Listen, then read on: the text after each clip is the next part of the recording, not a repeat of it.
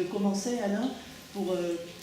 Oui, je voudrais dire que j'étais vraiment très heureux de votre travail. Je veux vous le dire publiquement.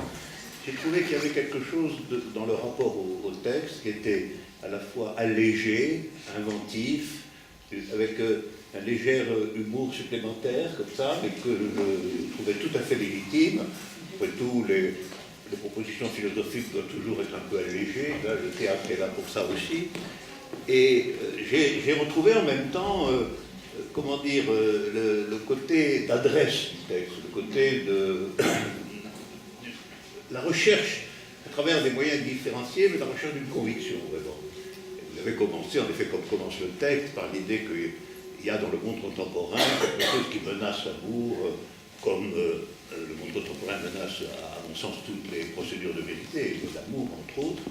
Et vous avez porté cela pendant tout le temps de la représentation de façon tout à fait convaincante. J'ai beaucoup aimé aussi l'alternance des personnages que vous incarniez, au fond, à l'intérieur même de la légende de l'amour, la manière dont vous incarniez à un moment donné le versant possiblement pathétique de l'amour, et puis à d'autres moments son côté printanier, léger, etc. Et c'était une performance parce que le monologue, tel que vous l'avez conçu, vous faisait jouer plusieurs rôles en réalité à l'intérieur de l'unité de la voix. Et tout ça m'a paru très bien. J'ai contribué au salut général qui vous a salué avec un grand plaisir. Je me suis dit, en voyant cela, qu'au fond, cette question de l'amour, et dans son essence même, a une vertu artistique en général et théâtrale en particulier. Parce qu'au fond, ce qui a été dit de plus profond sur l'amour n'a jamais vraiment été dit par les philosophes, il faut le reconnaître absolument. Les philosophes l'ont souvent salué, Platon peut-être un peu plus que beaucoup d'autres d'ailleurs, ils l'ont souvent salué, moi compris, mais à chaque fois on se rend compte qu'il a été la matière privilégiée au fond du roman, de la tragédie, de la comédie, etc. Et que on pourrait dire que l'approche philosophique a été la plus générale, la plus incitante au début, mais l'art a porté, vraiment, l'art a porté sous toutes ses formes la vérité amoureuse à sa véritable intensité, et que par ailleurs, on peut dire qu'a commencé une investigation de l'amour, alors complètement originale, avec la psychanalyse, donc ça c'est vous qui je vous laisse le point. Mais je voudrais dire au passage que une des choses qui m'ont provoqué à parler de l'amour de façon tout à fait singulière est un énoncé de Lacan. C'est-à-dire l'énoncé dans lequel Lacan dit l'être. Il n'aime pas parler de l'être en général. Il a même dit que la science philosophique de l'être, qui s'appelait l'ontologie, devait s'écrire avec un H. La ontologie. Et donc, il nous a attaqués, sérieusement. Mais sur ce point, l'être, tout d'un coup, l'être, dit-il, c'est l'amour qui vient à y aborder dans la rencontre. L'être, et donc, là, il s'est senti obligé de prendre le mot le plus radical pour désigner l'altérité dans son être, et pas simplement dans son image ou dans son symbole. Il y a donc quelque chose dans l'amour qui met en cause le réel jusqu'au point de son fondement. Lacan lui-même le reconnaît, et d'autre part, effectivement, vient à y aborder dans la rencontre. On a toute une partie de ce que vous avez magnifiquement redit, à savoir l'origine hasardeuse, l'origine ouverte, en quelque sorte, de l'amour, et ce qui a été votre fil conducteur, vous avez eu tout à fait raison, cette façon qu'a l'amour de raccorder, au fond, une proposition totalement hasardeuse avec une construction obstinée. Si je l'ai défini comme une aventure obstinée, c'était pour essayer de dire les deux choses en même temps. C'est une aventure, c'est aventureux, parce qu'au fond, c'est sans garantie, en dépit des propositions marchandes de vous vendre une assurance touriste, finalement, des précautions inutiles, inutiles en deux sens. D'abord, elles sont inutiles parce qu'elles ne marchent pas, elles sont inutiles aussi parce que d'une certaine manière, elles visent à asphyxier ce qu'il y a de réellement intéressant, novateur et inventif dans l'amour. Et donc, la rencontre, il y a ça, et puis d'autre part, on y aborde, en fait, c'est comme un abordage de l'autre, et puis après, il y a quelque chose qui doit se signifier, s'indiquer, se construire, et qui finalement déplie l'être de quoi? Selon moi, l'être de la différence.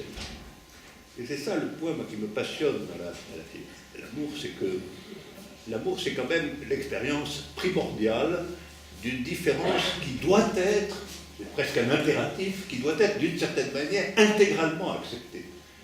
L'amour, c'est d'ailleurs bien pourquoi il est aussi la cause de grandes souffrances, c'est qu'il y a un moment où, d'une certaine façon, vous n'êtes pas en train de négocier un rapport à l'autre un peu spécialisé, puisque même l'amitié continue à conserver, les amis sont un registre de votre existence, les collègues de travail, ceux à qui vous avez des entreprises, vos coéquipiers dans une équipe de foot, tout ça, hein, il y a beaucoup d'expériences de l'autre, mais l'amour a cette particularité que vous vous embarquez donc, avec quelqu'un que vous connaissez peu, et néanmoins, finalement, vous lui promettez, vous lui indiquez que vous allez accepter sa réalité subjective absolument.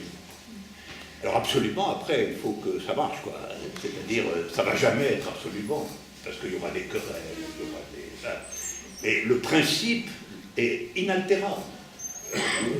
Si vous ne l'acceptez pas, eh bien, la première chose qui ne vous plaît pas, vous allez dire, non, c'est fini. Or, on sait bien que l'amour véritable, ça n'est qu'une suite de problèmes résolus. et résolus plus ou moins bien, naturellement. Et c'est une suite de problèmes aidés précisément par cet élan, cette figuration d'élan qu'est la déclaration d'amour et l'ensemble de ses suites. Et au fond, le côté obstiné de cette aventure est un côté qui a toujours déterminé l'amour dans la figure de son risque. Et je crois que l'art a été très important pour montrer les deux faces de l'amour, à la fois son risque et sa chance. Risque et chance, c'est un mot proche l'un de l'autre finalement, parce que c'est deux choses qui sont contenues dans le mystère de la rencontre. Voilà. Alors pour le philosophe, conclu pour l'instant, pour le philosophe, depuis toujours, lorsqu'il n'est pas un sceptique qui explique que l'amour n'est qu'une décoration du désir sexuel et qu'en vérité il est inutile, voire dangereux, et qu'en tout cas c'est toujours une fantasmagorie finalement, une illusion imaginaire, pour les philosophes qui ne pensent pas cela, l'amour, comme on le voit dès le début chez Platon, est une interrogation majeure parce que c'est un transit, l'amour. C'est quelque chose qui, partant du hasard, construit une forme de nécessité, qui, partant de l'ignorance, construit une connaissance, et qui, partant de l'un, construit le deux. Et alors, c'est cette fonction de passage, d'abordage, pour reprendre le mot de Lacan, fonction de passage, d'abordage de l'amour qui a fasciné la philosophie, parce qu'elle indique une voie, un schéma, une expérience qui, précisément, outrepasse, au fond, la singularité individuelle en direction d'autre chose qu'elle-même. Et il m'est arrivé de dire que finalement, alors si on passe dans les métaphores politiques, on peut dire que l'amour c'est le communisme minimal. C'est-à-dire celui qui, au lieu de tenter d'embrasser la nation, l'humanité tout entière, etc., expérimente ce que c'est déjà que construire quelque chose de commun à deux, hein, c'est-à-dire au minimum possible.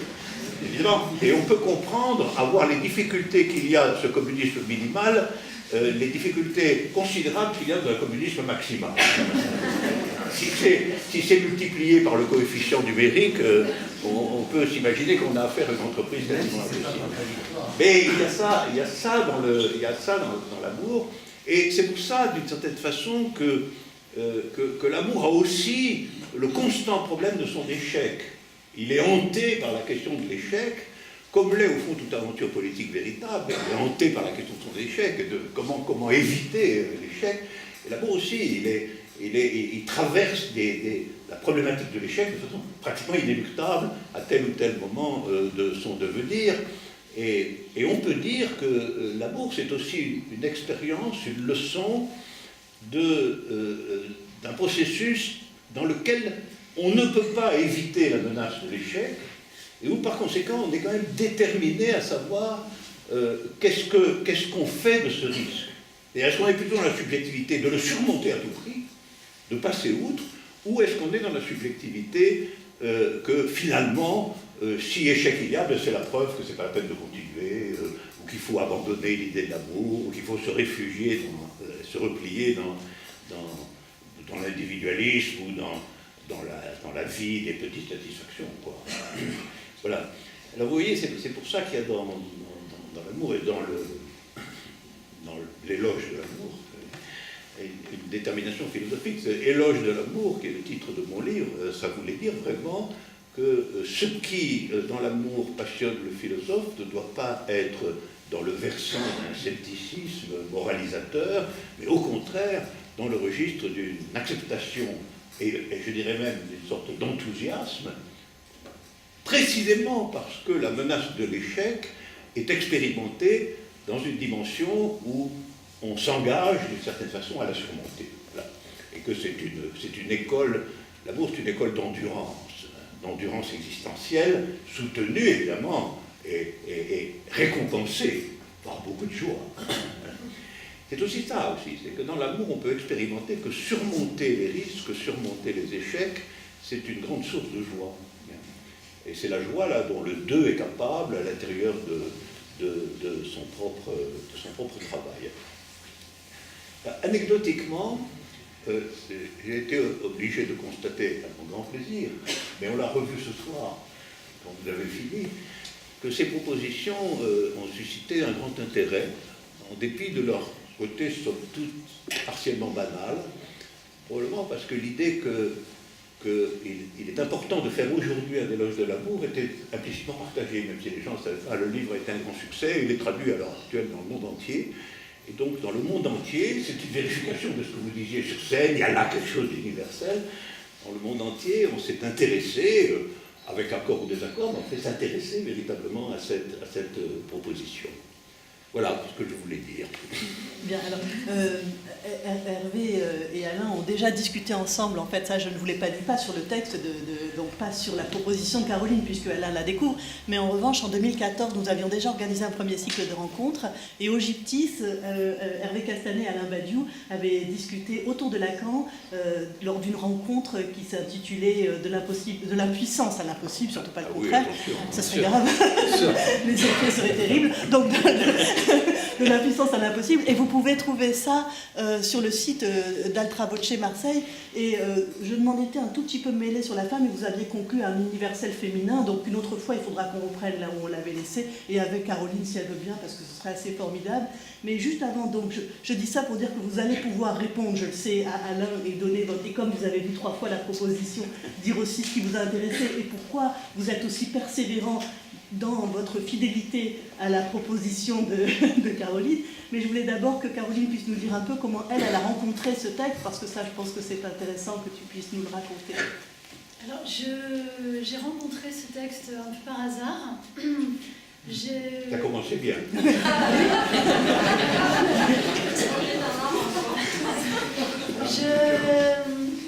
J'avais très envie de parler de ça, j'avais très envie de parler d'amour. Mais je savais que je n'avais pas envie de parler de l'amour au XIXe siècle, de l'amour... J'avais envie de parler de l'amour ici et maintenant, de quelque chose qui me concerne. Et j'ai découvert ce livre. Et quand je l'ai lu, j'ai eu un véritable coup de foudre. Mais vraiment, c'est rare d'avoir un coup de foudre à la lecture d'un texte. Et j'ai eu un coup de foudre absolu. C'est-à-dire que des fois, ça me tombait des mains et j'éclatais de rire en me disant « mais c'est pas possible de lire des choses aussi fortes et aussi belles et avec lesquelles je me sentais autant en accord. » Et puis je l'ai quand même, je me suis dit non, je ne vais pas monter un texte philosophique au théâtre, c'est trop compliqué. Alors j'ai continué à lire d'autres choses et puis je l'ai relu une deuxième fois. J'ai eu un deuxième coup de foudre et j'ai répondu à un appel à projet où il fallait, qui concernait les femmes, où 9 femmes étaient choisies pour faire une proposition de travail en cours Et j'ai proposé ça, j'ai proposé de faire une adaptation d'Éloge de l'amour pour une durée de 30 minutes, parce que c'était ça le cadre de ce mini-festival, en me disant, je verrai bien, moi j'ai eu un coup de foudre, alors pourquoi est-ce que les gens n'auraient pas un coup de foudre eux aussi à l'écoute de ce texte? Donc j'ai fait une première adaptation qui durait 30 minutes, je l'ai jouée un soir, et vraiment le public m'a poussée à continuer. C'est-à-dire qu'à la fin de cette demi-heure de proposition, il y avait une rencontre avec le public, un dialogue, et j'étais censée, moi, poser une question en public. Et la question que j'avais préparée était la suivante. Si je devais faire une adaptation plus longue, puisque là c'était simplement 30 minutes, est-ce que vous aimeriez... Il y avait déjà Les Enfants du Paradis, il y avait déjà Dalida et la voix de Depardieu. Est-ce que vous aimeriez entendre plus d'extraits de théâtre, du roman ou d'extraits de film? Ou est-ce que vous aimeriez entendre plus d'Alain Badiou? Et là, vraiment, ça a été vraiment unanime. Comme un seul homme, tous les gens ont dit Badiou. C'est très bien. C'est très bien vos extraits, c'est très bien vos propositions. Une élection victorieuse. Et je dois dire que ça m'a énormément encouragée à continuer. Voilà. Merci. Formidable.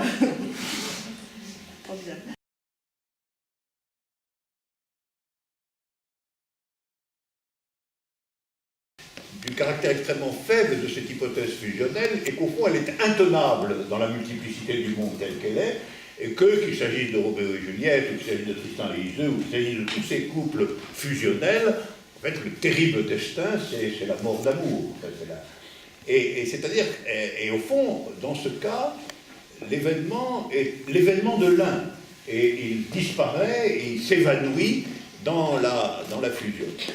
Et ce que je tente de trouver, moi, vous le rappelez très bien, ce que je tente de trouver dans l'expérience de l'amour, c'est plutôt... Vous allez vous déconcentrer complètement. Voilà, là, c'est le 2 comme permutation. L'expérience du 2. Finalement, il y a un lui central, deux ailes aux ailes. Oui, alors pour en finir avec ça, je pense que cette théorie fusionnelle de l'amour a beaucoup travaillé dans l'art, dans les représentations artistiques, et en particulier dans les représentations théâtrales, justement, ou dans les représentations d'opéra, où la catastrophe glorieuse de l'amour fusionnel est représentée de façon pathétique. Il me semble que la vraie leçon de l'amour est tout à fait à l'opposé de cela. Voilà. Et ça, en un certain sens, ça aussi, c'est aussi un écrit polémique en partie. Et les polémiques sur deux côtés, comme vous l'avez bien montré dès le début, et les polémiques contre une conception pragmatique, en réalité individualiste et commerciale finalement de la rencontre amoureuse. On va vous faire un programme d'achat finalement de ce qui vous convient. Ça, c'est pas fusionnel, mais c'est l'un de l'individualisme comme tel, auquel on présente une assurance de sauvegarde de son identité dans la rencontre amoureuse. Et de l'autre côté, il y a la tradition romantique qui, elle aussi, d'une certaine manière, est une apologie de l'un, pas de l'un de l'individualisme, mais de l'un fusionnel, dans lequel, en réalité, deux fusionnent en un. Et c'est l'expérience de cette fusion qui est la constitution de l'amour. Et moi, je cherchais un chemin qui correspond aussi à mon expérience existentielle. Tout l'amour, c'est aussi quelque chose qui existe, pas uniquement des phénomènes artistiques, qui était que l'amour a un côté de trajectoire, de construction, d'aventure, corrélé à un hasard primordial, mais que, comme vous l'avez dit, ce hasard primordial, qui est événementiel, toute la question de savoir comment on va en tenir et en organiser les conséquences. Et que ça, de ce point de vue-là, c'est vrai, l'amour me paraissait un modèle une figure réelle tout à fait intéressante pour une doctrine plus générale des vérités. À savoir l'idée que toute vérité, finalement, a toujours une origine événementielle, mais que, contrairement à un contresens qu'on a souvent fait sur qui me collait finalement l'idée que tout ça était miraculeux, que c'était une théorie du miracle. L'événement, le côté chanceux, hasardeux, n'est que le point d'origine de quelque chose qui doit être traité dans ses conséquences de façon particulière. C'est une interruption provisoire de la nécessité des lois du monde, mais cette interruption, il faut après la réinscrire dans le monde, et non pas la laisser se dissiper, soit dans la mort, soit dans les calculs de l'égoïsme. Donc je vous donne raison, c'est pas une théorie de l'amour faite d'un point de vue théorique distinct de l'expérience de l'amour lui-même, c'est plutôt l'injection d'une considération sur l'amour dans le dispositif théorique. C'est ça, me semble-t-il, le point le plus vif, parce que quand on prend l'amour, effectivement, c'est un terme tellement présent, qui a le champ sémantique le plus ouvert, au fond, pardon, dans la langue. Oui. Et ce que vous en dites, au fond, est restrictif par rapport à toutes les acceptions communes, et vient en produire, non pas une théorie, mais une démonstration, où c'est vraiment l'amour comme rencontre d'un rêve. Alors que souvent, l'amour est tiré, y compris dans ses versions sublimes, théâtrales, ou du romantisme, du côté de la fusion. C'est-à-dire qu'on ne tire aucune conséquence, et au fond, c'est le destin de Narcisse à deux. C'est ça. C'est le destin de narcissisme à deux. C'est le narcissisme à deux, donc avec la mort comme véritable fin. Comme réel. Comme réel. En fait, le narcissisme à deux sont réels et la mort. Dont personne ne peut porter témoignage et qui rompt l'affaire. En même temps, c'est cette idée que si l'amour est réel, ça change la donne par rapport à en tirer ou pas des conséquences. Oui. Et les conséquences, qu'est-ce que ça produit comme effet qui fait que le nouveau est au rendez-vous? Ça ne veut pas dire que c'est automatique. C'est pour ça que ce n'est pas miraculeux. Il y a le refus. Il y a compris que je n'en veux pas. Absolument. Absolument. Ce n'est pas mécanique. Je crois que ça, c'est très, très important parce qu'on pourrait avoir, au fond, une lecture aussi bien de votre texte que de votre mise en scène. On pourrait dire une lecture, j'allais dire, simplifiée. Ah, c'est donc cela, c'est ça. Comme s'il suffisait de le constater pour que ça advienne. Mais ce que vous démontrez, ce que vous mettez en scène, c'est quand même que faut-il encore que celui qui le rencontre y consente. Absolument. Et que sans ce consentement, sans cette implication, c'est du pipeau, y compris là pour une dimension politique. Et en plus, la chose est d'autant plus considérable que dans le cas de l'amour, on a une matrice élémentaire qui est que, malgré tout, il faut un double consentement. C'est-à-dire qu'il faut un consentement et puis un consentement au consentement. Et il y a la première déclaration, c'est le sujet des pièces de Marivaux, ça. Et il y a la première déclaration et puis après, il faut que l'autre enchaîne une deuxième déclaration qui consiste à dire « j'accepte la première ». Enfin, voilà.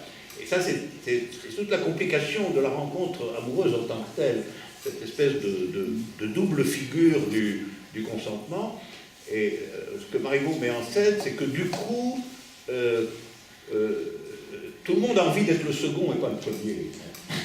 C'est-à-dire tout le monde a envie d'être celui auquel on fait la déclaration d'amour et qui donc, lui, a avoir le temps de dire oui ou non, finalement. Puisque il n'est pas... Si vous faites la déclaration, vous vous embarquez dans le oui sans retour.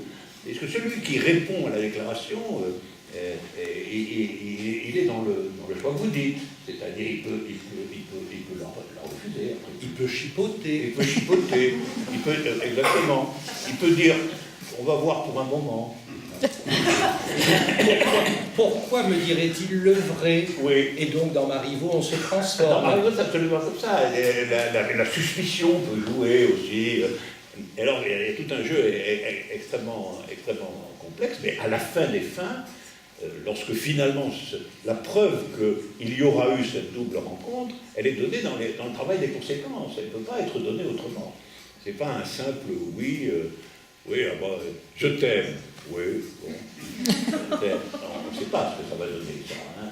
Donc, ce n'est pas simplement un consentement formel, c'est une preuve qui doit être administrée dans le réel lui-même, dans le travail du réel que l'amour va construire. Et c'est pour ça, vous l'avez inséré dans votre texte, que il y a toujours repéré depuis le fond des âges l'idée que la déclaration consiste toujours comporte toujours une promesse d'éternité. C'est-à-dire, je t'aime, ça veut toujours dire je t'aime pour toujours.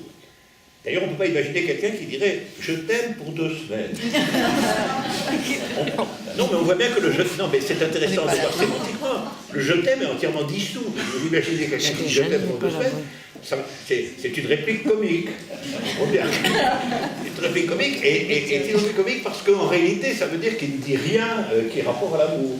Et donc, c'est vrai que l'amour toujours, oui, bon, c'est une rime fondée, c'est une rime absolument. Mais ça tient à la dimension de l'être. Absolument, ça tient à l'abord de l'être. C'est à l'apport de l'être. Absolument. On ne peut pas chipoter sur l'être en disant un être pour quelques quelques minutes. temps, non, Pour si quelques minutes. Non, mais si c'est une rencontre de l'être, c'est une rencontre de l'être, il va falloir dire oui à cette rencontre, et cette rencontre, elle est sans mesure temporelle fixée, évidemment.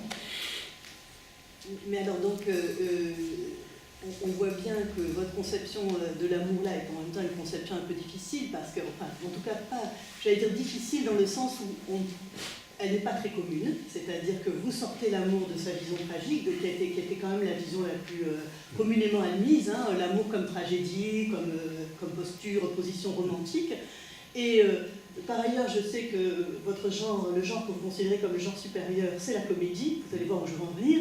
C'est que là, ce que j'ai trouvé vraiment très intéressant dans la proposition de Corinne Ruiz, que moi je voyais aussi pour la 2e fois, c'est justement qu'elle a introduit ce petit écart du rire, parce qu'elle aurait pu faire de votre proposition, là, de cet entretien, et de quelque chose d'un peu sérieux. Et justement, elle-même, enfin, j'aime beaucoup comment elle va, elle met en acte aussi une rencontre avec le public par ce petit écart du rire, c'est-à-dire cette petite distance qu'elle prend avec ce qu'elle dit tout en disant à quel point justement c'est très sérieux, et en même temps comment est-ce qu'elle fait, elle invite comme ça une sorte de participation, mais tout à fait cadrée, en raccompagnant gentiment mais très aimablement. Voilà, et j'ai trouvé que ça, comment est-ce que justement il y a cet interstice là du rire et de la j'ai trouvé ça justement très fort parce que très finalement fidèle à ce qui se joue comme ça de jeu, qui a l'air subtil, qui est rien et qui est énorme en fait, hein, c'est-à-dire de dire la part du hasard, de dire la part de la fidélité, sans retomber évidemment dans une vision de la fidélité qui serait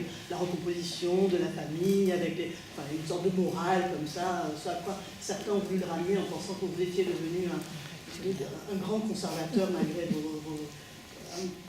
votre fidélité, vous reproche assez au maoïsme et aux figures du révolutionnaire terrible. Vous étiez maintenant devenu un conservateur, vous faisiez l'éloge finalement de la fidélité. Pas le moins du monde, parce qu'il faut bien entendre que fidélité, ça veut strictement dire fidélité à l'événement. C'est-à-dire, c'est pas donc le contenu n'est pas déterminé. Même dans Éloge de l'amour, je dis que les propositions de type familial, etc., ne sont aucunement par elles-mêmes des conséquences amoureuses fixées et légitimes. D'ailleurs, vous avez repris tout ce passage. Non, fidélité, ça veut dire que si on est abordé à l'aide, pour prendre la figure lacanienne, alors les conséquences qu'on en tire doivent être des conséquences qui, d'une certaine façon, ne cessent d'éclairer cet abord, ne cessent de le reproduire ou de le reconstituer dans le réel lui-même et dans la figure de l'expérience de la vie à deux. Donc c'est très opposé, au contraire, à la figure qui exténue l'amour, en réalité, en faisant une fonction sociale. C'est-à-dire, finalement, l'amour serait l'instrument nécessaire pour qu'à la fin des fins, l'humanité se reproduise. Voilà. Et ça a été défendu, très souvent. C'est-à-dire que... Et oui, finalement, c'est ce qui couvre d'une organisation un peu présentable l'attraction sexuelle et ce qui, dans le milieu familial constitué et officiel, garantit la reproduction de la société, la reproduction de l'humanité. Voilà. En plus, c'est un peu vrai que ça sert aussi à ça. C'est simplement que si on objecte que c'est l'essence de la chose, on dénature ce qui, dans l'amour, est réellement passionnant. Et le mot hasard a un sens fort. Pardon. Oui, vous dites que l'amour sert à la reproduction. Est-ce qu'on ne peut pas envisager que dans notre façon, dans l'évolution de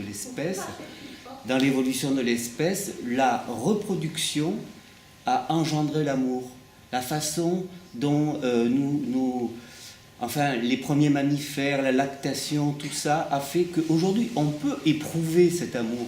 On peut l'éprouver en tant que, universellement en tant qu'espèce humaine. Vous voyez. Et je me demande si ce n'est pas nos habitudes de mammifères, mais qui viennent eux-mêmes du début du vivant. Tout ça a fait qu'aujourd'hui, notre espèce pourrait... Alors après, j'ai entendu parler de neurones miroirs, d'autres disent que c'est Dieu qui nous permet d'éprouver ça.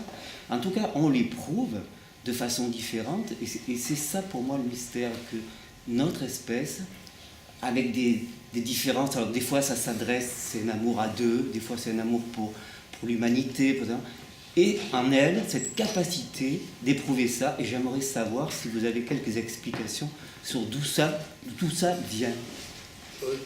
En vérité, je ne suis pas très intéressé par l'explication de d'où ça vient, parce que ça reviendrait à ce que je cherche précisément à exclure, c'est à conférer à l'amour un certain type de nécessité. Or, tout ce que je dis sur l'amour ne fonde pas du tout sa nécessité.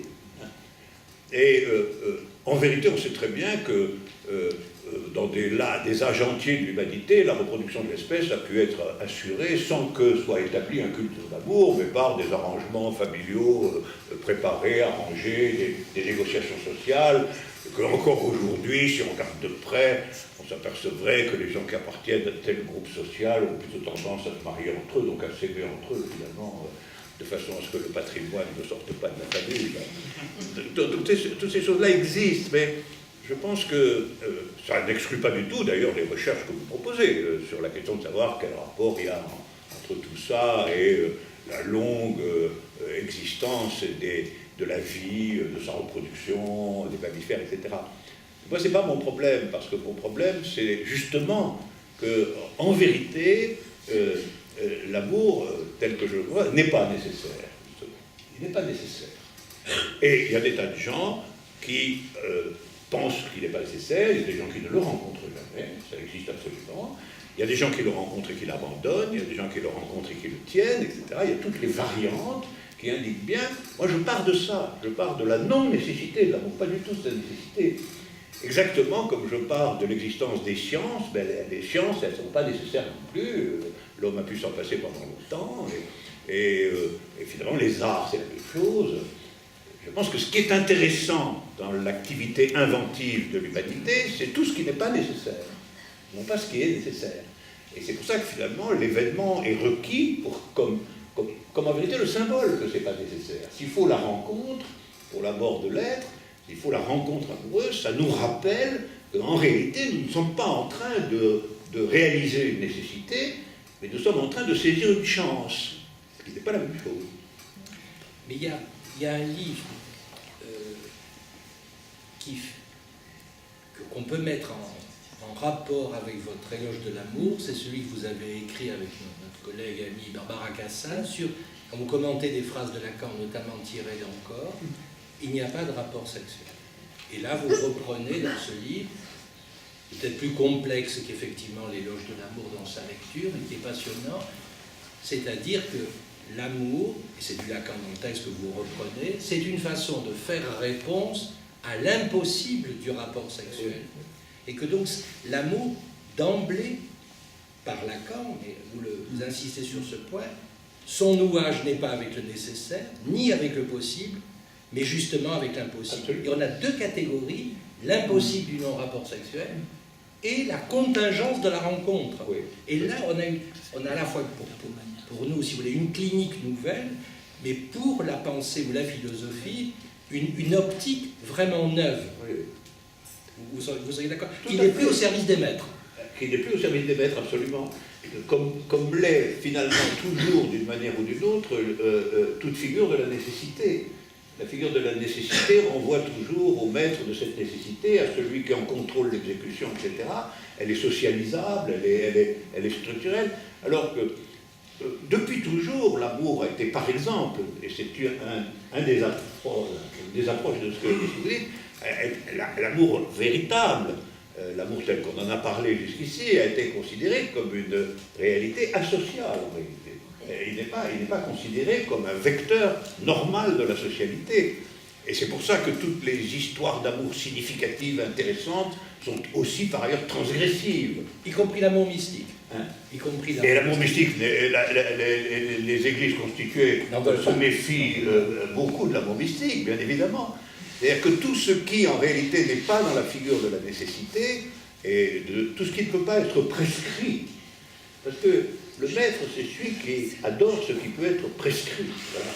Et ce qui ne peut pas être prescrit, c'est toujours soustrait à la maîtrise d'une manière ou d'une autre. Et en fait, il faut bien admettre que l'amour, au sens où on en parle là, il ne peut pas être prescrit. On ne peut pas vous ordonner, l'amour. Voilà. Mais ça, c'est très important parce que dans des conversations, je me suis rendu compte que beaucoup de gens ignorent ça. C'est-à-dire qu'on pense que l'amour était accepté quand il était pris dans une figure conjugale classique, mais en vérité, même des époux qui s'aimaient, c'était assez scandaleux. C'était considéré comme très très gênant finalement qu'il y ait de l'amour entre les jeunes gens qui se promettaient l'un à l'autre, et en plus ils se désiraient. Alors là, c'était non, il fallait convenir il fallait on se mariait pour arranger les familles et aussi pour fonder une famille, mais finalement on n'allait pas là-dedans mettre de l'amour, c'est le vrai scandale. Mais moi, ce qui m'intéresse beaucoup aussi, c'est que vous redisiez peut-être tous les deux comment vous entendez le mot hasard, parce que souvent on le confond avec la probabilité, donc ça fait de nouveaux programmes. Et cette acception-là du hasard, et ce que serait une décision véritablement dans l'accueil du hasard, dans cet accueil de l'imprévisible, c'est pas tout à fait la même chose qu'un vain calcul de probabilité, ou simplement qu'une chance sur 10 pour que ça t'arrive demain. Parfois même, ce hasard-là, il peut arriver quand il n'y a aucune raison en fait que ça arrive, c'est-à-dire qu'il n'est pas du tout programmatique. Absolument, et d'ailleurs les sites de rencontres modernes utilisent justement des tables de probabilité pour que ça marche. Voilà.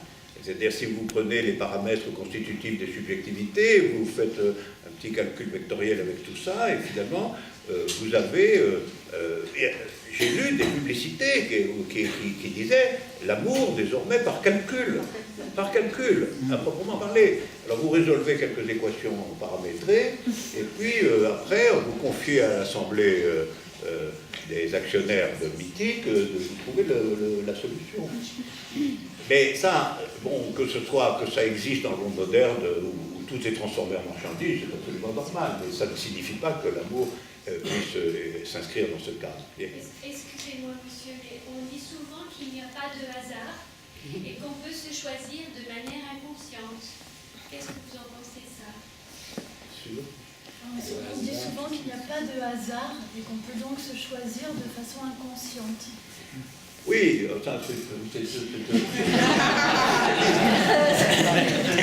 c'est vous le spécialiste. Mais dire que des déterminations de différents ordres interfèrent dans l'amour, il ne s'agit pas de le nier. Ce qui est absolument certain, c'est qu'il n'y a pas eu de calcul nécessaire de la rencontre comme telle, sauf si on retombe effectivement dans des figures de type socialement arrangé. Après ça, évidemment, dans l'organisation des conséquences, y compris dans le jeu subtil, qui va se déclarer le premier, etc., entre des facteurs qui sont les facteurs de la subjectivité en général, bien sûr. Mais ça ne veut pas dire que la rencontre, que l'origine absolue de la rencontre est construite dans une figure de nécessité. Une partie des conséquences, oui, inévitablement. Parce qu'il y a des rites sociaux, parce que... Mais après, je ne sais pas si vous serez tous les trois d'accord là-dessus, mais moi j'ai entendu souvent l'expression « il n'y a pas de hasard » dans des moments où, au contraire, on voulait faire état du fait qu'on était face à une coïncidence. Ce qui est tout à fait le contraire, à mon avis. Hein. Enfin, alors là, je parle en poète, parce que moi, j'ai une théorie poétique de la coïncidence, et je pense que le fait de saluer l'arrivée d'une coïncidence, à mon sens, c'est tout à fait le contraire de « il n'y a pas de hasard ». C'est un sens fort du « il y a du hasard ». Mais cette fois-ci, en fait, je peux en faire quelque chose, où j'ai décidé et de l'accueillir et d'en faire quelque chose, d'être dans une discipline des conséquences. C'est complètement autre chose que... Non, qu'est-ce que vous en pensez Mais la phrase qu'on a entendue, on l'entend parfois comme tirée du champ analytique. Il n'y a pas de hasard, il y a une surdétermination inconsciente. Ça, on peut le dire, et c'est quand même... pas vous, mais ceux qui ont élaboré ça, une conception un peu bisounours du monde où il n'y a pas de réel.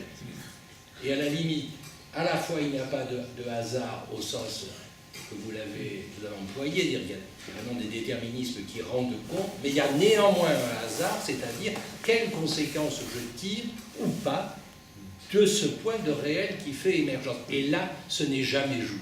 C'est-à-dire que l'inconscient, c'est pas ce qu'on a dans la poche. Ça, Lacan, soit insisté là-dessus. C'est pas une conception que l'inconscient, c'est ce que j'ai déjà dans la poche et que je sortirai au fur et à mesure pourra, c'est déjà là. C'est justement que ça implique celui qui le produit et il faut l'autre pour cela. C'est-à-dire l'inconscient, c'est pas ce que vous avez au-dedans de vous, paradoxalement. C'est comme l'amour. Il faut-il qu'il y ait l'adresse à l'autre, l'analyse, pour qu'effectivement il y ait un nouvel amour, et que par hasard, c'est l'amour de transfert. Donc on est vraiment à l'intérieur de ce point. On pourrait même dire, là je vous demande votre avis, si on ne pourrait pas cliniquement définir la névrose comme « je ne veux rien savoir de l'amour ». Oui. Et que l'hommage de Freud aux hystériques, c'est parce qu'effectivement, chaque fois qu'elle le rencontre, il y a la modalité du chipotage, j'en veux pas, mais oui, par rapport à l'amour du père, qu'est-ce que tout cela peut bien nous valoir, etc. Il fait les beaux jours de la rencontre amoureuse, ça vous le savez, sans venir ici le soir, déjà l'expérience, mais que néanmoins, c'est un refus de l'amour. Et on retrouverait dans la psychanalyse elle-même autre chose que cet amour dont on veut nous faire croire qu'il est bisounours ou oblatif. Non, mais ça, dans les registres de la nécessité et dans les figures du moralisme qui accompagnent cette figure de la nécessité, il y a toujours la thèse qu'en réalité l'amour est impossible. Mais pas impossible au sens du réel. Impossible parce que toutes les nécessités réelles travaillent contre son existence et sa perpétuation. C'est pour ça qu'il est considéré comme asocial. Et il y a toute une tradition moraliste, en particulier française d'ailleurs, qui dit que l'amour est une pure construction imaginaire. C'est-à-dire que, il y a une tradition révolutionnaire aussi qui ne veut rien savoir de l'amour. Absolument. Monsieur, vous vouliez dire quelque chose ? Oui, en même temps, ça reprend. Avant la rencontre, est-ce que le hasard favorise des esprits préparés un peu par les déterminismes, par les phéromones, par la culture, etc., par les parents, parce que vos parents, par exemple, il y avait un déterminisme. Et donc, voilà. Avant, est-ce qu'il n'y a pas des notions de sérendipité dans l'avènement de la rencontre? Le monsieur dit, en fait, oui, il y a un avènement de la rencontre, mais est-ce que finalement, il n'y a pas des déterminismes tout de même qui préparent à cette rencontre? C'est la question de... Donc, excusez-moi, il y a des gens qui n'avaient pas entendu, je me permets de... Ça serait bien que quand on pose les questions, on les pose un peu à voix haute, parce que sinon, on n'entend pas la question et la réponse n'a pas d'intérêt. Merci, Je vous en prie, je vous en prie. Madame. Non, moi, c'est un peu toujours la même question qui rôde là. C'est-à-dire, est-ce que l'existence de réseaux de nécessité dont l'existence est évidente, est-ce que ça rend en réalité le réel comme rencontre, est-ce que ça le fait disparaître? Et moi, je pense que non. Je pense que, y compris la psychanalyse, montre le contraire. C'est-à-dire qu'il y a la rencontre d'un réel qui était précisément de l'ordre de l'incalculable du point de vue des figures de la nécessité subjective telle qu'elle était constituée.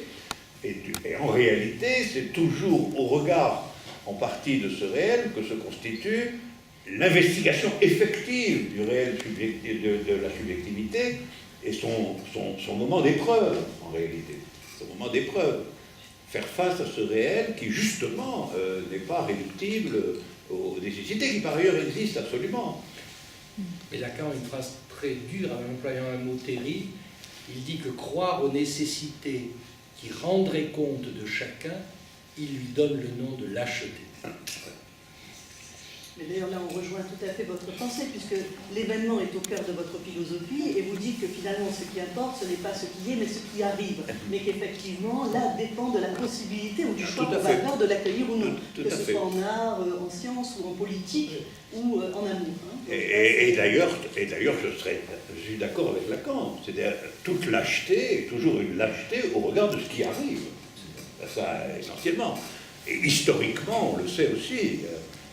Quand il y a une convocation historique terrible, la lâcheté est à l'ordre du jour. Hein. Et d'ailleurs, Exactement pourquoi il y a eu tant de gens pour suivre Pétain en 1840, finalement. Hein. Ça arrivait, là, on ne peut pas dire, au contraire, quelque chose de terrible arrivait, et une bonne partie des Français ont accepté la lâcheté de l'État lui-même, à savoir la capitulation. Et ça, c'est vrai, c'est la définition de la lâcheté au sens le plus général. Et au fond, la proposition amoureuse peut être refusée par lâcheté, tout simplement. Et non pas simplement parce qu'on est régi par des nécessités.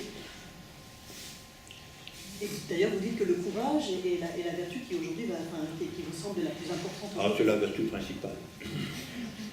C'est la vertu principale parce que c'est ce qu'on nous demande réellement, ce que la société à grande échelle nous demande d'abandonner. Monsieur On va parler de la rencontre, et même de la double rencontre, du soi, et puis ensuite du deux, de l'altérité. Et ma question était de dire, mais est-ce qu'il y a un trois? Et par rapport à ça, je me disais que dans l'histoire du monde et de l'homme, une chose qui fait la relation sociale, c'est la réciprocité. Et donc, l'amour, qu'on proposait comme trois dans la réciprocité, peut être aussi, ou pourrait-il être, une perspective du monde et de la société, dans la réciprocité, une société de réciprocité.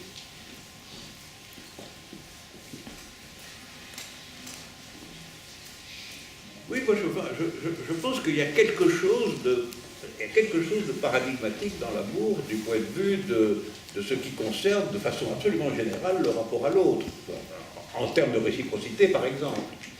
Mais l'amour c'est il y a une partie des choses qu'on n'a pas traitées, qui sont les lois très complexes du processus, à partir du moment où on étudie de près la dialectique entre amour et désir, parce qu'il y a la question de l'objet qui intervient. Voilà, bon, là, on va laisser ça de côté. Et il y a, effectivement, parce que dans la sexualité, il y a des protocoles d'objectivation, dans la mesure où il y a une saisie de l'autre comme objet, qui vient par le travers de l'amour, en même temps qu'elle en est une partie constitutive. Mais je pense qu'il y a quelque chose de paradigmatique, y compris pour l'univers politique et social, qui est que l'amour est la preuve d'une possibilité d'acceptation intégrale de l'altérité. Il n'y en a pas tellement d'autres, à vrai dire. Il n'y en a pas tellement d'autres. Et donc c'est une école privée, en un certain sens. C'est quand même une passion subjective, minimale, comme ça, pour un autre, mais c'est une matrice concernant les phénomènes, alors étudiés par Hegel dans la figure de la reconnaissance, étudiés aussi par les phénoménologues dans la figure de la réciprocité, etc. C'est une école de cela, et c'est une école des risques, des périls et des joies de cette matrice. En particulier, l'amour a des rapports extrêmement complexes avec la catégorie de la maîtrise. Ça, c'est encore autre chose à étudier.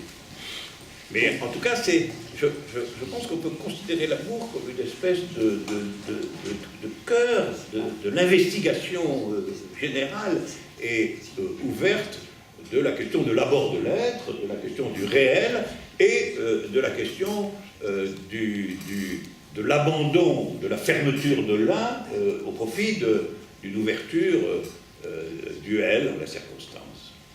On en a même une preuve concrète. C'est dans une autre passion de l'être qui révèle la spécificité de l'amour et qui est la haine. Oui. La haine, c'est vraiment le moment de fermeture et de refus de l'événement, et de faire consister l'autre vraiment comme inaccessible à une quelconque dialectique, et qui prouve donc que c'est vraiment la face noire et sombre de l'amour, toujours possible, y compris en termes politiques. Et exactement comme la bêtise est la face sombre du savoir. Parce que Lacan dit que la bêtise est une passion et non pas une ignorance. C'est la passion de l'ignorance. Je ne veux pas le savoir. Et il y a aussi une bêtise amoureuse qui est de ne pas vouloir savoir réellement les conditions réelles de l'amour. Et ça peut donner des accusations amoureuses. On entend souvent ce que tu me dis est stupide. Alors il y a 3 questions, une ici, une ensuite à la dame au 2e rang et une ensuite là-haut. Je fais du recueil de questions. À vous, oui. Alors moi, ce serait une question sur cette fameuse scène du 2. Sachant que être 2, comme vous l'avez dit plusieurs fois, c'est en fait fusionner. C'est 2 individus qui se fondent dans le 1. Et quand c'est pas ça, quand c'est pas la fusion, en général, c'est le conflit, c'est la dispute. Donc c'est une confrontation qui tourne mal. Alors qu'est-ce que c'est que être à 2 sans tomber ni dans la fusion, ni dans la dispute? Vous demandez un peu trop de sécurité, là. Parce que je n'établirai pas de symétrie. Je n'établirai pas de symétrie entre la figure de la fusion d'un côté et la figure de la dispute de l'autre. Parce que la figure de la dispute, voire même de la querelle, est à mon avis une figure qui peut parfaitement être interne à la construction du 2. Une dispute, c'est simplement une figure de discordance à un moment donné sur un problème particulier. Et au fond, l'amour, c'est aussi une puissance potentielle de traiter de façon positive la dispute elle-même. Personne ne peut imaginer qu'on va avoir des années d'amour sans aucune dispute.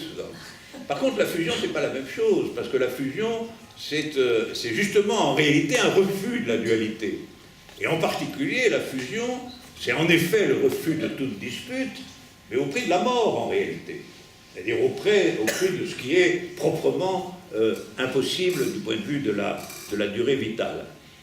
Et moi, ce que je pense, c'est que l'amour, c'est en partie la capacité à des disputes victorieuses, c'est-à-dire fécondes. Et tout le monde en a l'expérience. Il n'y a pas de... Il faut pas... Si c'est un abord du réel, il ne faut pas en avoir une vision comme ça hélénique, évidemment. L'amour est un risque, une épreuve. On n'est pas du tout en train d'en produire justement une vision. On n'est pas ici en train d'en produire une vision tranquille et pacifiée. Forcément quelque chose d'extrêmement tendu dans le fait d'accepter intégralement la subjectivité de quelqu'un dans votre propre espace vital. Et on est toujours tenté, à un moment ou à un autre, de rabrouer l'autre, et au fond d'être tenté par l'idée qu'il faut un accord général, un accord... Mais ça, c'est pas la dialectique de l'amour. La dialectique de l'amour, c'est la résolution de problèmes. C'est pas le fait qu'il n'y ait pas de problème. C'est la capacité à résoudre les problèmes. C'est pour ça que la question que vous posez, en l'adressant, pourrait faire croire qu'il y a une solution universalisable à la question que vous posez. Or, ce qu'on essaie de faire entendre, je ne sais pas si elle sera d'accord, vous aussi, Caroline, c'est qu'au fond, la question que vous posez, vous ne pouvez y trouver une solution qu'avec votre propre invention et votre propre courage. Et que les maîtres, ils ne peuvent rien. Exactement. Et alors, juste avant de donner la parole à cette dame, j'ajouterais que si vous venez demain à Aubagne, à l'espace du Bras d'Or, écoutez la conférence puis la discussion qui s'appelle donc « Vers un changement orienté », ou à l'Institut d'études politiques d'Aix le 2 décembre, organisé par l'Université populaire du Pays d'Aix, vous entendrez qu'Alain Badiou tire les conséquences politiques du fait qu'il ne recherche pas à tout prix le consensus, mais qu'au contraire le 2 doit exister même en politique. Madame, est-ce que vous voulez bien poser votre question? Oui, vous avez insisté sur l'importance de l'acceptation de la différence de l'autre dans l'amour à 2. Mais bon, je crois que c'est en effet une richesse très importante. Mais j'ai rarement rencontré le partenaire qui acceptait ma différence, même si moi j'acceptais.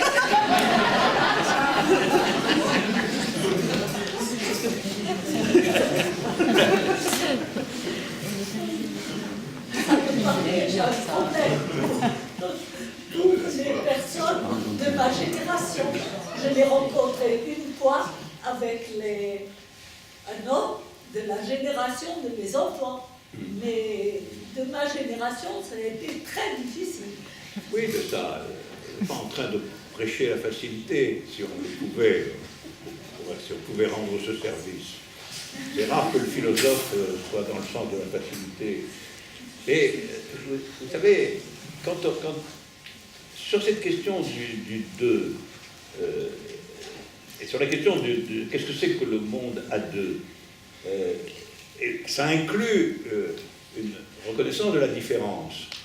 Mais en réalité, dans l'amour, il y a un élément fondamental qui est l'exploration de la différence.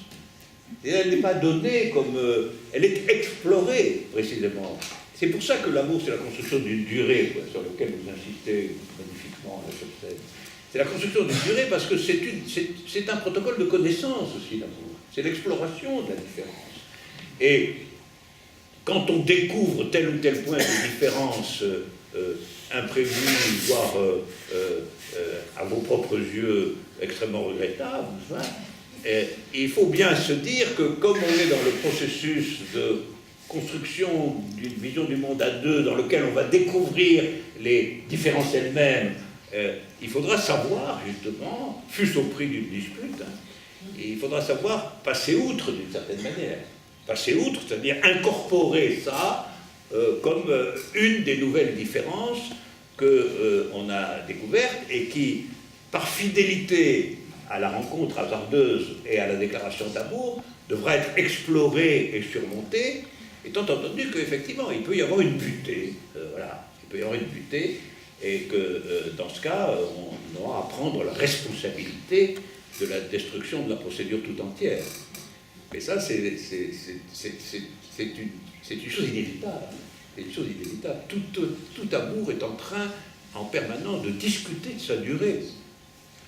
Mais à propos de différence, je crois qu'il faut insister, c'est pas je suis équivalent à moi-même et je rencontre chez l'autre une équivalence à elle-même et il y a une différence. C'est que la différence, elle est interne à chacun. Bien sûr. Elle produit un changement, c'est-à-dire que ça produit une transformation, presque un nouveau sujet qui croyait en son être et qui fait l'épreuve que c'était aussi illusoire. C'est-à-dire que c'est faire l'épreuve soi-même de ce réel. Ce n'est pas des leçons qu'on donne là, mais simplement c'est tirer quelques conséquences de cette affaire. C'est ce qui se passe. Après, moi, ce que j'entends dans cette question, c'est qu'il peut y avoir des contextes culturels, historiques, sociologiques, où les rencontres sont favorisées, où il est plus facile de vivre un amour. Caroline Ruiz parlait tout à l'heure, enfin, et c'est le retrait texte, si je me souviens bien, enfin, en tout cas, elle parlait de Roméo et Juliette. On voit bien quand même qu'il y a des contextes dans lesquels, effectivement, il y aurait plus de facilité à vivre cette évidence du deux, ou en tout cas, enfin, cette évidence au moment de la rencontre, même s'il demande un travail et ceci dit, dans un univers plus ouvert, il peut y avoir aussi des amours qui sont construits sur justement l'importance de la différence. On peut avoir aussi une passion précisément pour la différence elle-même. Et à ce moment-là, évidemment, on va s'engager au péril de cette différence. Mademoiselle, madame. Oui, moi j'ai envie de réagir à la question qui a été posée précédemment parce que j'ai la sensation que on peut être beaucoup dans l'attente de l'autre, que l'autre réponde à beaucoup d'attentes. Quand madame disait oui, l'autre ne rencontre pas ma différence. Est-ce que l'amour, c'est pas ne rien attendre de l'autre, accepter l'autre tel qu'il est, mais pour ça, est-ce qu'il ne faut pas aussi, avant tout, vous parliez d'abandon, du narcissisme pour la création du lien, mais quelle est la place du 1 ? Est-ce qu'il ne faut pas une très bonne estime de soi et un amour de soi suffisamment large, confiant et serein pour accepter l'autre dans sa différence et ne rien attendre de lui pour être vraiment dans cette acceptation pleine et entière et pas conditionnelle.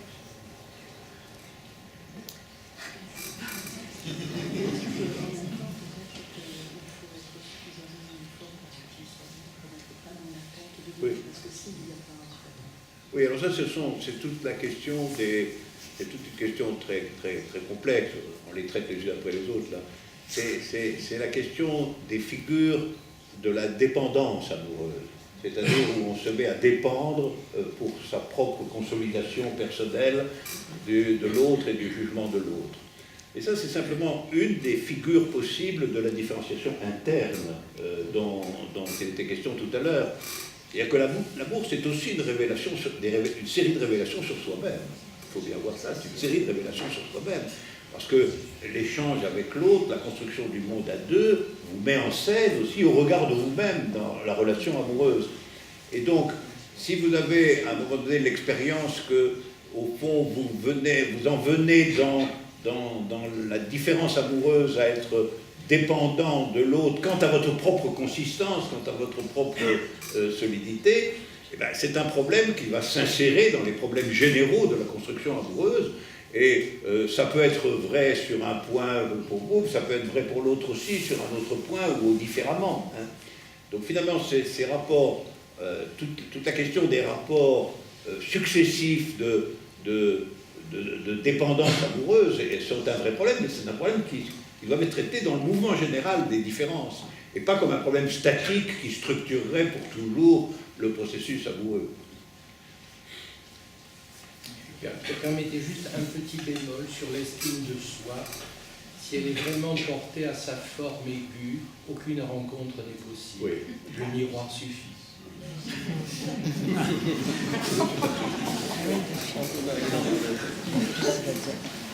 Oui,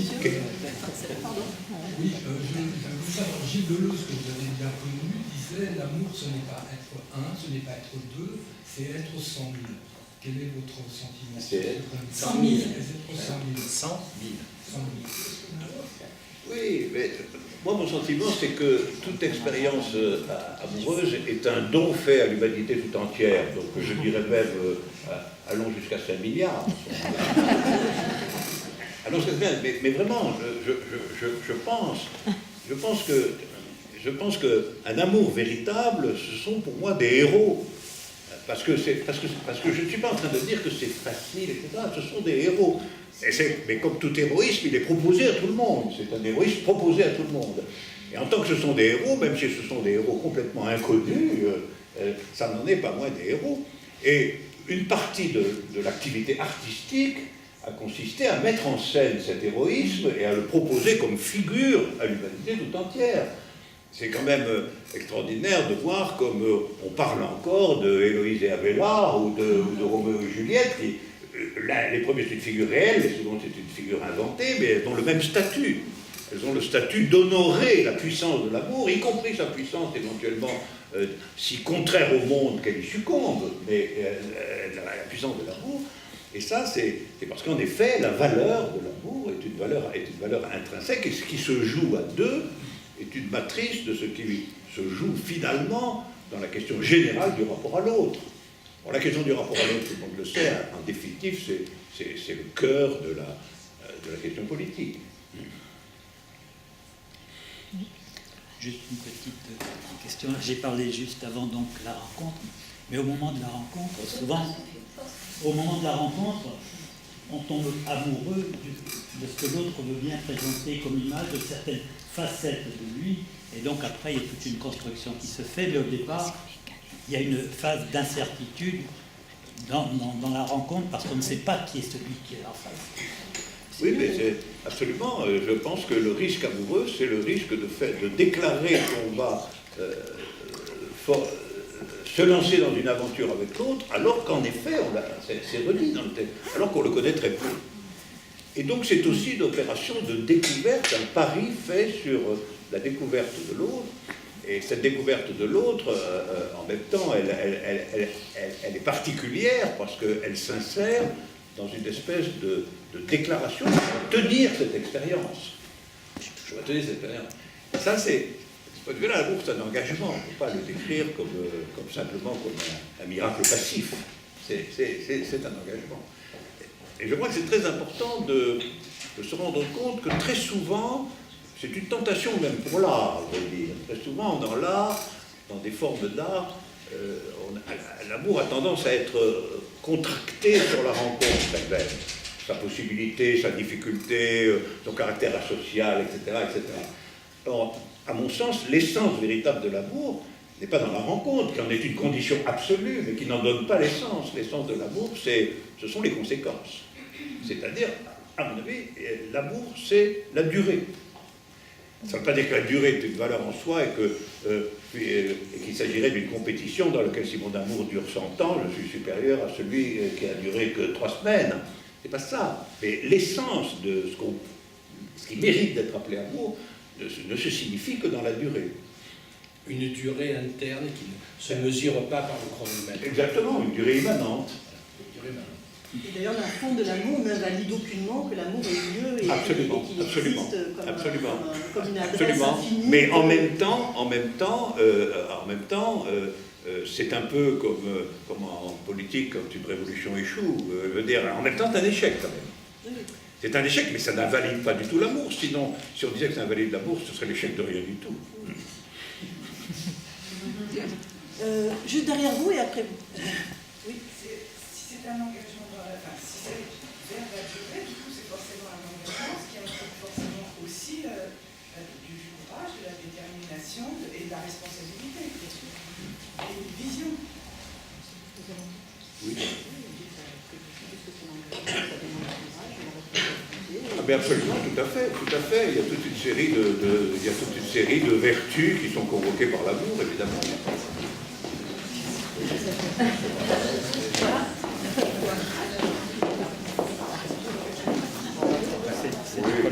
Nous vous remercions et puis